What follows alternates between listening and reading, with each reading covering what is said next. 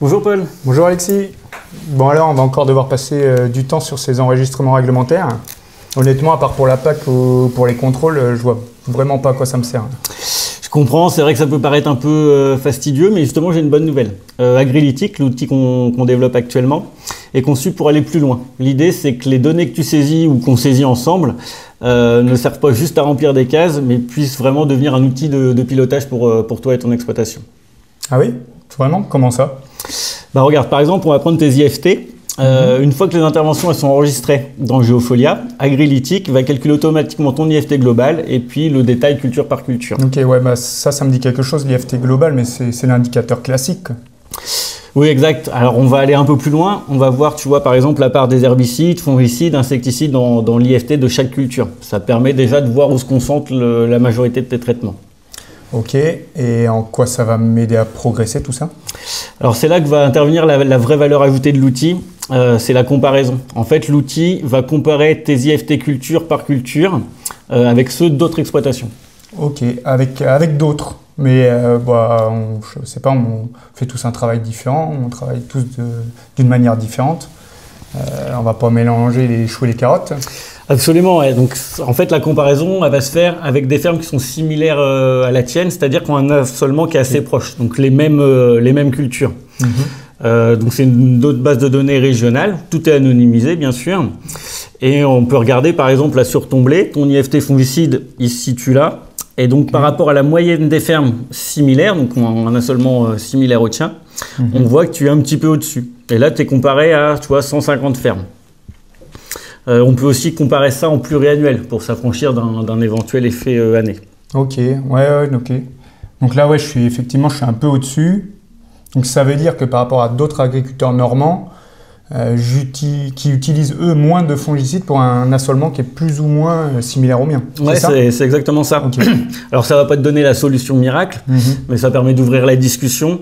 Est-ce que c'est lié à tes choix de variété, à ta rotation? Est-ce que c'est vraiment une pression particulière là cette année sur ton secteur ou à tes seuils d'intervention? C'est vraiment en fait une base objective pour qu'on puisse réfléchir ensemble à des pistes d'optimisation. Ok, c'est intéressant. Et ça marche aussi pour la fertie?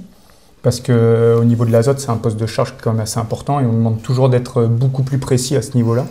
Ouais, c'est le même principe. L'outil va compiler tes apports, culture par culture, et puis il va surtout permettre d'analyser un peu plus finement tes sources d'azote. Est-ce que ça vient plutôt de tes effluents ou du minéral? Regarde là pour ton maïs par exemple, on voit la part qui vient du minéral, la part qui vient des effluents d'élevage ou d'autres sources organiques. Ok, ouais, je vois bien la répartition. Alors, comme pour l'IFT, on va comparer ta stratégie de fertilisation à des exploitations similaires. Donc, c'est le même groupe auquel on va te comparer. Est-ce que tu valorises plus ou moins tes effluents par rapport au reste du groupe? Est-ce que ta dépendance à l'azote minéral est plus ou moins forte? Donc là, je pourrais voir par rapport aux autres fermes qui me ressemblent s'il y a une marge pour mieux utiliser mes effluents et pourquoi pas réduire mon apport d'engrais minéral en fait. Ouais, c'est exactement ça. L'objectif, c'est vraiment de te donner des repères fiables pour pouvoir ajuster ta stratégie de fertilisation. Toujours en lien avec tes objectifs de rendement et le respect de la réglementation. Ok, bah ouais. Donc alors, attends, si je résume, en faisant correctement avec toi mes saisies et donc avec l'aide de l'outil, cela peut me permettre de me comparer aux autres et donc de faire des améliorations sur mes produits phyto et sur mes engrais. C'est bien ça? Ouais, tu as tout compris. En fait, ça va être essayer de transformer l'obligation réglementaire en une opportunité. Ça va te donner des éléments objectifs pour pouvoir te situer, savoir où tu te places sur des indicateurs clés par rapport à un groupe de référence, pouvoir identifier des pistes, donc repérer des domaines où tu pourrais éventuellement améliorer tes pratiques d'un point de vue technique et économique, et puis pouvoir discuter et puis décider à partir d'une base solide pour prendre les bonnes décisions pour l'exploitation. Ouais, ok, c'est un vrai outil d'aide à la décision et ça redonne vraiment de l'intérêt à la saisie au final. Bah, ça tombe bien parce que c'est notre but. Hein. En plus, avec l'obligation de registre phyto électronique en 2026, notre rôle, c'est de t'accompagner à la fois sur l'aspect réglementaire, la saisie, et puis de pouvoir faire parler tes données, de les interpréter et éventuellement de mettre en place un plan d'action si nécessaire. Ok, bah ouais, effectivement, c'est bien plus clair. Pour le coup, il faut que je sois un peu plus rigoureux et que je te donne mes infos au fur et à mesure, c'est ça? Et donc c'est valable pour tous les agriculteurs qu'on accompagne.